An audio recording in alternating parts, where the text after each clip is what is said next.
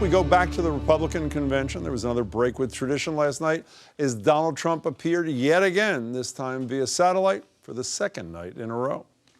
I'm so proud to be your nominee for President of the United States. I look forward to sharing my thoughts with you on Thursday night on how we build a brighter and more hopeful future for all Americans.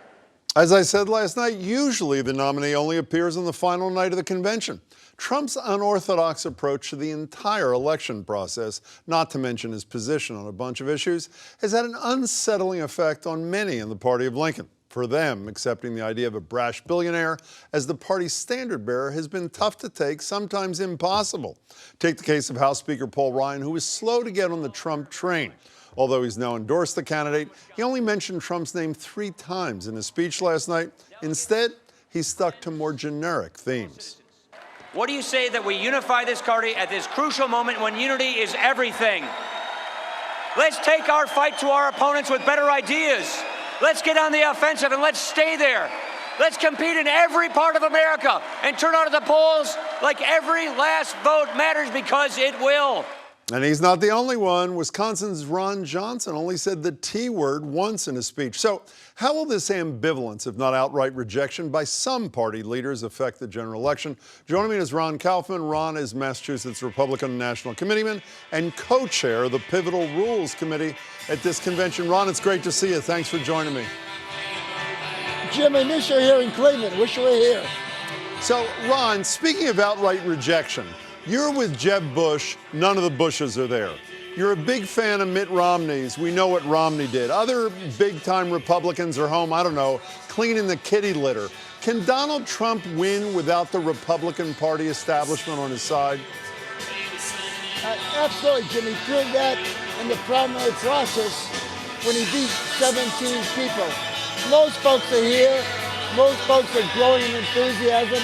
And by the end of the day, almost everyone will be on board. But it's not unusual, given the size and the depth and the velocity of the primary process for this time. Ron, let's do the other side of the coin. So you think he can win without the Republican Party establishment. Can Republicans in Congress survive with him? Mitch McConnell, obviously the Senate leader, he was booed last night, and this is by Republican activists. Listen, one thing that Donald Trump proved in the primary is that he could attract a whole bunch of people who are very, very excited about his candidacy. He'll bring a whole bunch of new people to the table. He got more votes than any Republican in the history of the country. 100 million, Jim. 100 million more people watch Republican debates than Democrat debates. Excitement won't be a problem, and he'll bring new people in. So we're really excited about it. And right now, today, as we speak, for the first time, almost every Republican up for re-election for Senate is now ahead. In the latest polls, Donald Trump is ahead of Hillary Clinton. We're in a good shape, Jim. So, Ron, I know you're a big fan of the vice presidential nominee, that is on the Libertarian ticket, Bill Weld. Are you worried about the whole Johnson-Weld ticket thing here? They're at 13%. If they get 2 more points, they get on the Johnson gets on the debate stage, Weld gets on the debate stage in the vice presidential thing. Are they a threat to your candidate? No, it's interesting, Jim. In all the polling data I've seen, both internal and external, they take away from both parties equally. In fact, they hurt Clinton a little more than they hurt Trump. Last thing, Ron, we talked earlier in the show about last night and the anti-Clinton rhetoric, including the chant that it was quite unusual, lock her up. I know it's loved by people in the room where you are.